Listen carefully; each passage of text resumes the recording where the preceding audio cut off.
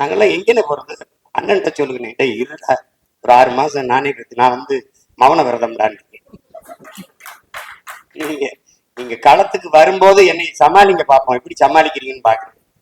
நீ கட்டு காட்டுப்பள்ளியில நீ கட்டு பார்ப்போம், நீ தண்ணீரை வித்துறா பார்ப்போம், நீ ஜல்ஜனாடு பிரிச்சனா சொன்ன வித்துரு பார்ப்போம். சொந்த குடிகளுக்கு தண்ணீரை ஊத்தி முடியல, ஒருத்தன் வந்து ஒரு முதலாளிகிட்ட கொடுத்து அவன் தண்ணீரை விற்கிறான், அவன் தண்ணீரை கொடுப்பானா எனக்கு? உனக்கு அதை விட என்ன வேலை? அதை விட என்ன வேலை? என்ன வேலை? அவன்கிட்ட கொடுத்தா அவன் சொல்றதா, அவன் கொடுக்கறதான் தண்ணி, அவன் விதிக்கிறதான். ஒரு நாடு அறிவை வளர்க்கும் கல்வி வியாபாரம், உயிரை காக்கும் மருத்துவம் வியாபாரம், உலக உயிர்களின் உயிர் தண்ணீர், உயிர் தேவையா இருக்கு தண்ணீர், வியாபாரம், எல்லா வியாபாரம். போக்குவரத்து வியாபாரம், மின்சார உற்பத்தி பாருங்க, மின் உற்பத்திக்கு என்ன ஒண்ணு ஒரு தற்சார்புக்கு ஏதாவது வருதா? யோசிக்கிறாங்க. பிரைவேட் ஏதாவது என்ன, நீங்க என்ன பண்றீங்க?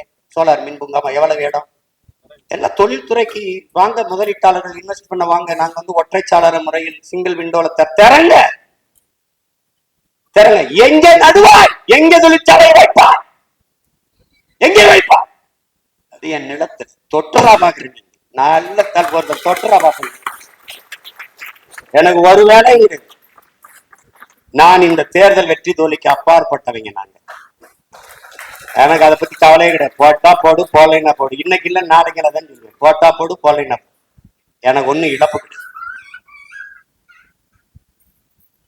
எங்க உள்ளது நடுவ? சிப்காடு தொழிற்சாலை, ஒரு தொழிற்சாலையை நீ நட முடியாது, வைக்க முடியாது. இருக்கிறதே நான் மூடிட்டு தான் போகும். பெருந்துறையில 26 கிலோமீட்டர் தண்ணீர் எடுத்து குடிக்காத, தண்ணீர்ல யுரேனியம் கலந்துருச்சு, அதை குடித்தால் தாய்ப்பால் நஞ்சாயிரும். இதுதான் பீகார்ல நடக்குது. அவன் தேர்தலுக்கு முன்பு சொல்லல, தேர்தலுக்கு பிறகு 10 மாவட்டத்தில் தண்ணீரில் யுரேனியம் கலந்திருக்கு, எடுத்து குடிக்காத, தாய்ப்பால் நஞ்சு கலந்து பிறக்கிற குழந்தை குறையோடு பிறக்குதுன்னு சொல்றான். அவன் நல்லா இருந்தான் தேர்தலுக்கு முன்னாடி. இது எவ்வளவு பெரிய ஐக்கியத்தனா? இவன் எதுக்காக 12 நாள்ல பதவி வழங்கினா? ரெட்டலையில வென்றவன், வெக்கம் இல்லாம எதற்காக? எதற்கு?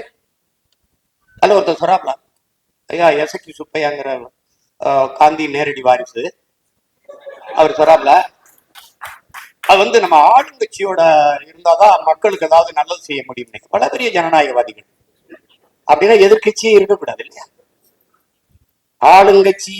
ஆளுங்கட்சியில இருந்தாதான் அவர் தொகுதி நிதி தருவார், மக்களுக்கு நல்லது செய்ய முடியும். இது என்ன? இது ஜனநாயகமா அல்லது சர்வாதிகாரமா? கொடுங்கோன்மை. இது எப்படி? எப்படி?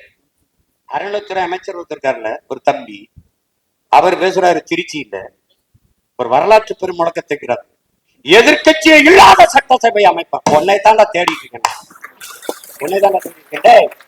எவ்வளவு பெரிய ஜனநாயகவாதிகளா? இதுல நம்ம இன்னும் கொஞ்சம் நீ சப்போர்ட் பண்ணிருக்கலாம். அடப்பாவி, இதுவே அதிகம்டா. அதே இவரு நம்மால் ஏறி இன்னும் கொஞ்சம் நீ சப்போர்ட் பண்ணிருக்கலாம்.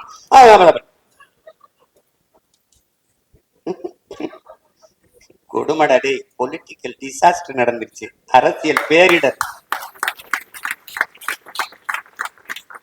அத மக்களை அனுபவிச்சுக்க வேண்டியதான். நம்ம வந்து நான் என் பிள்ளைகளுக்கு சொல்லிட்டேன், பிசிக்கல் ஃபிட்னஸ், மென்டல் ஃபிட்னஸ் ரெண்டையும் பண்ணிட்டு இரு, களை நமக்கு காத்திருக்கு. எனக்கு கற்பிச்சவன் சொன்னா, எனக்கு என் தலைவன் எங்களுக்கு கற்பிச்சா, என்ன கற்பிச்சா? நாம் களத்தை இழக்கலாம், காலத்தையும் இழக்கலாம், பணத்தை இழந்து விடக் கூடாது.